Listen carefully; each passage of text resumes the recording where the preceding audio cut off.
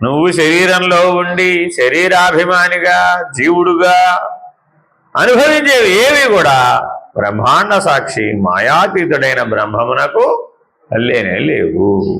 కాబట్టి ఆ దృష్టితో దాన్ని తెలుసుకోవలసిందే తప్ప, ద్రష్టగా నువ్వు కూడా ఉండి తెలుసుకోవలసిందే తప్ప దృశ్యాన్ని అనుభవించినంత కాలం దాన్ని తెలుసుకోలేవు. కారణం అదంతా ఆరోపితం, దూషితం.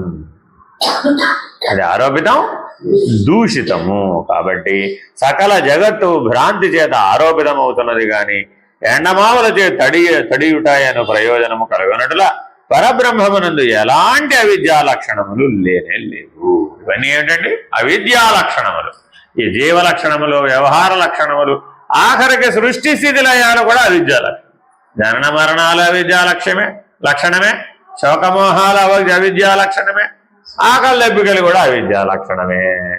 అలాగే షడ్భావ వికారాలు కూడా అవిద్యా లక్షణమే. అరిషడ్ వర్గాలు కూడా అవిద్యా లక్షణం. ఎన్నుండి అవిద్య అంటే 18 లక్షణాలు. ఈ 3 18 కలిపితే అవిద్య.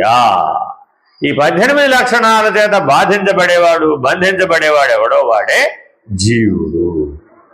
కాబట్టి విచక్షణతో, వివేకంతో, విజ్ఞానంతో, విచారణతో ఈ 18ని అంతరంగంలో తొలగించుకొని భ్రాంతులని తొలగించుకుంటే అధిష్టానమైనటువంటి బ్రహ్మము నేను.